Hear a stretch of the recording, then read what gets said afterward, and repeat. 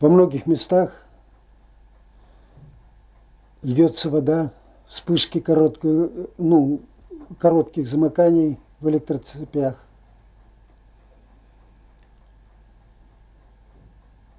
На кровле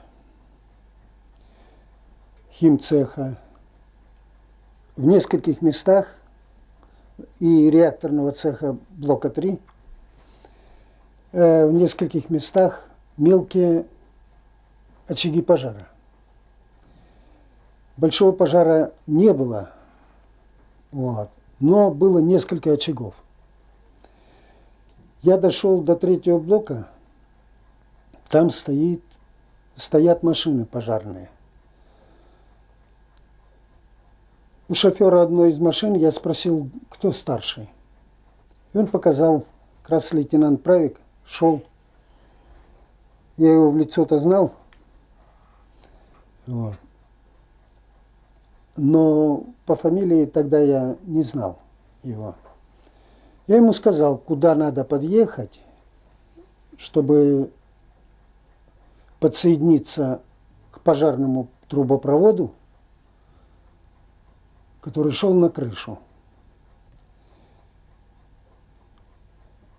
Он начал разворачивать машины, а сам я зашел на 3-й блочный щит. На 3-м блоке я спросил, мешает ли что-нибудь работе.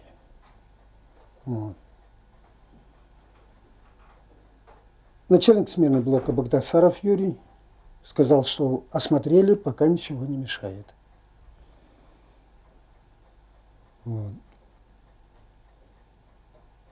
И я ушел на 4-й блок. Когда сравнялся с центральным щитом управления, это электросетями управления, вышел оттуда заместитель начальника электроцеха Александр Лиличенко. Забрал я его, и пошли мы на 4-й блок. Там Лиличенко и Акимову я сказал, чтобы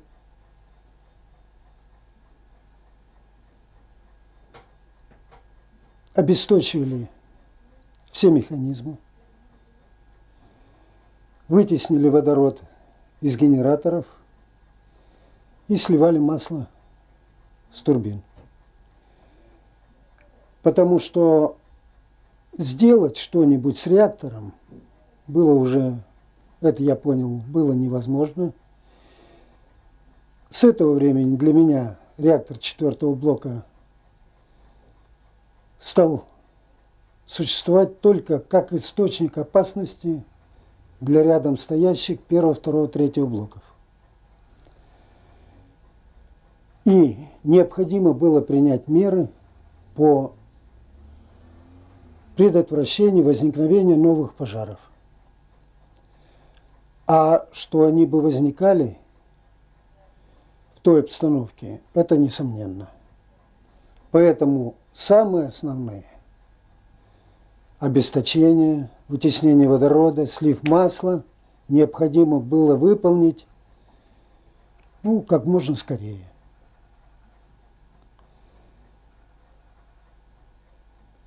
Акимов и Лиличенко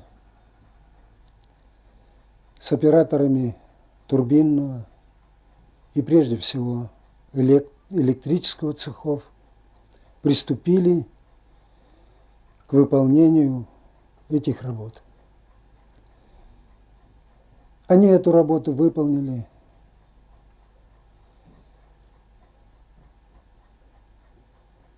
Получили кто тяжкие повреждения, а для кого это оказалось смертельно.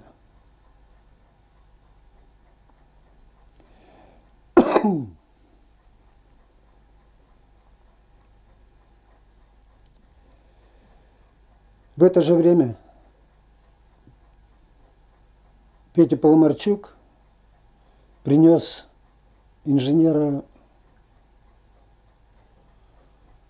наладочного предприятия Шашенка Володю. Состояние было, в общем, шоковое. Его обожгло водой, и боль, видимо, превысила все мыслимые пороги. Он только слабо шевелил глазами, но ни стона, ни криков, ничего не было. А когда я проходил, там в коридоре видел как раз носилки. Я сказал ребятам забрать носилки и отнести Шершенка на медпункт. Паламарчук и Анатолий Шевчук забрали Шершенка и понесли. Вот. К утру Шершенок уже умер. Оказалось, что это вторая жертва. А первая жертва была, это Ходимчук Валерий, оператор главных циркуляционных насосов. Его прямо при взрыве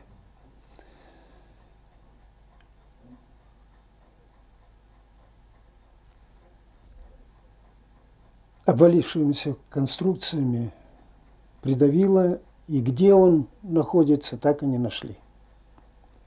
Он погребен на блоке. Вот. Но тогда еще этого я, конечно, не знал. Акимов и Лиличенко стали выполнять эту работу. А сам я снова вышел на улицу, поскольку обстановка там была тревожная. Пожар, то есть очаги огня еще не были погашены. Когда я увидел это, зашел снова на 3-й блок и приказал Багдасарову глушить реактор 3-го блока. Вот.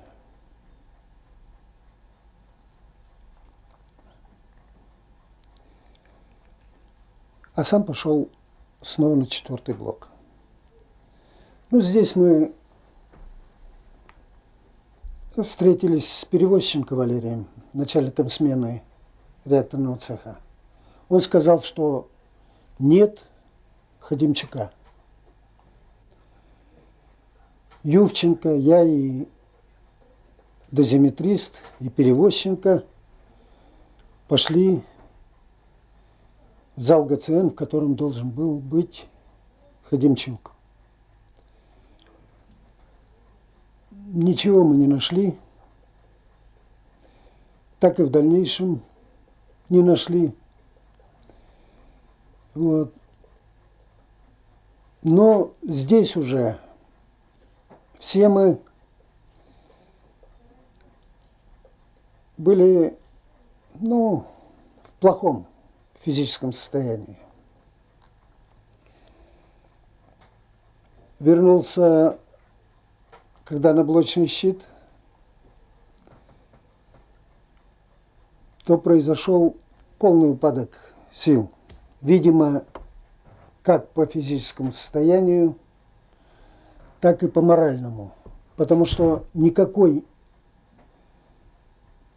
сиюминутной задачи я уже не видел. То, что можно было, то, что я считал возможным, нужным выполнить, мы уже в это время, к этому времени сделали. Ничего другого я не видел. Ну да и, видимо, и по физическому состоянию просто уже не мог я быть, в нормальном, что ли, состоянии. Несколько раз всех нас уже вырвало, и вырвать ничего не оставалось уже, кроме внутренностей. Здесь раздался звонок, Акимов дал мне трубку, сказал, что Брюханов звонит. Брюханов был в штабе гражданской обороны и сказал, чтобы я шел туда.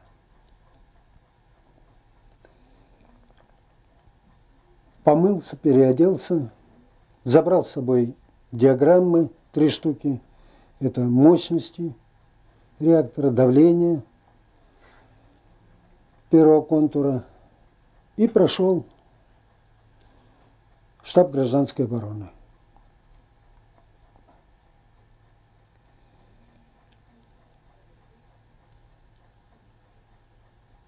Ничего сообщить удовлетворительного, конечно, директору я не мог. Разложил диаграммы, сказал, что произошел наброс мощности,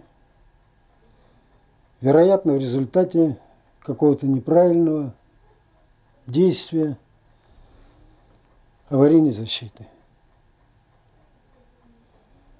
Это, конечно, оказалось правдой, но не всей правдой. Вот.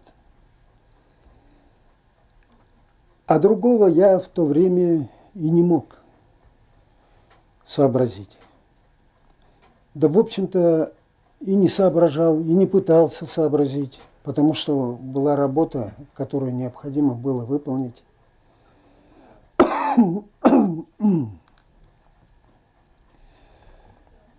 Здесь меня снова потянуло на работу.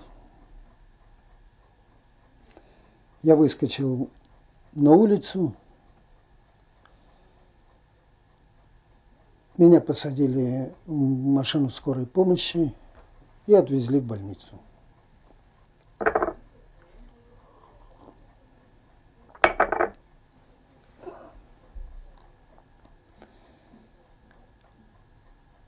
Состояние, конечно, было крайне плохое.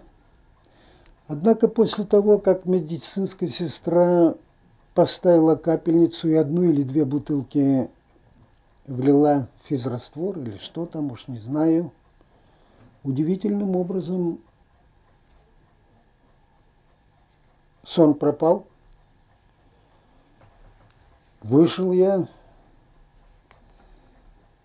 смотрю, и ребята тоже разговаривают. Собрались курилки, и началось обсуждение. Как, что и почему.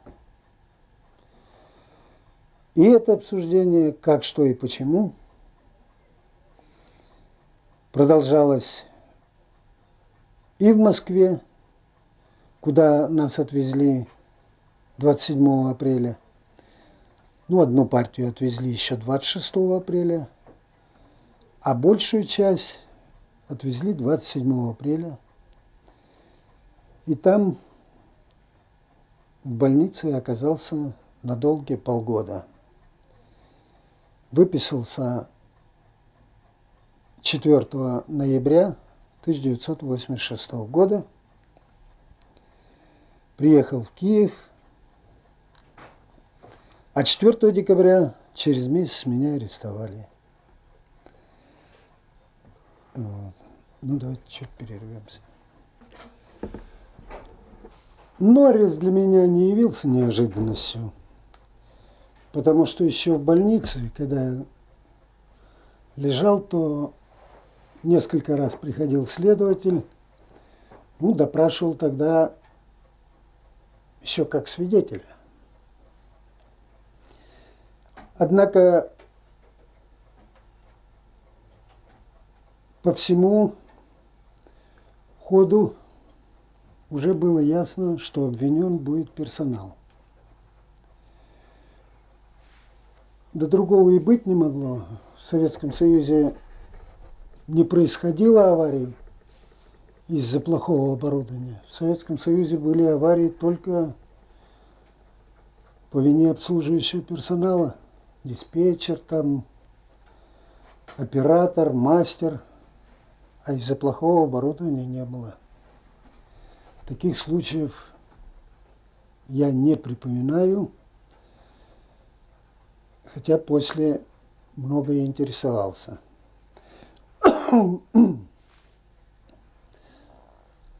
Ну, зачем арестовали меня? Почему нельзя было обойтись взятием подписки о невыезде? В общем-то, мне это непонятно было. Общественной опасности я не представлял. К декабрю уже все практически свидетели были допрошены. Поэтому как-то повлиять на следствие или на расследование я тоже, на свидетелей я тоже не мог. Ну, арестовали, значит, арестовали. Первое время для меня, конечно, было необременительным, потому что следствием были собраны документы, до этого мне неизвестные. И по этим документам я понял, что, оказывается, проектантам уже давно были известны эти отрицательные свойства реактора, которые привели фактически к аварии в 1986 году. Они были известны практически за 10 лет. То есть уже по эксплуатации первого блока на Ленинградской атомной электростанции после аварии в 1975 году были и другие предложения потом, которые мне-то не были известны до этого.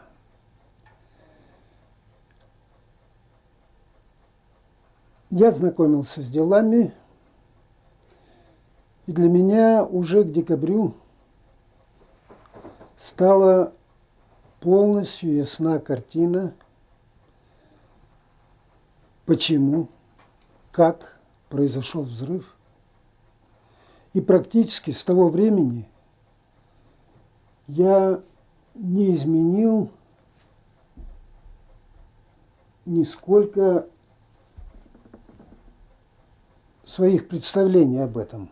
Хотя с этого времени появилось несколько отчетов, расчетов послеаварийных, добавочных. Но они только дополняли картину. А для меня было ясно уже в декабре 1986 года, как это произошло. Суд задержался по разным причинам, в частности из-за болезни главного инженера Николая Максимовича Фомина.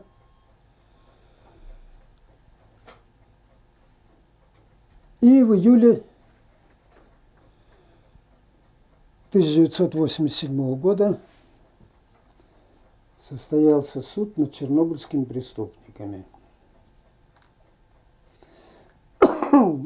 Вот. Как это было объявлено. Ну что суд? Другого суда быть не могло. После того, как в июне 1986 года научно-технический совет под председательством Александрова возложил всю вину на оперативный персонал,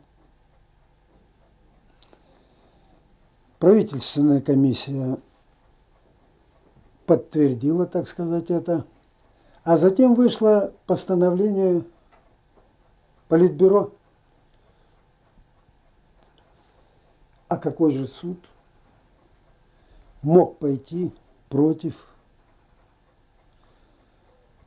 коллективного разума, вот, всегда правого, бесконтрольного Политбюро? Это было бы наивным предполагать. Вот. В общем-то, он был предрешен, исход этого суда.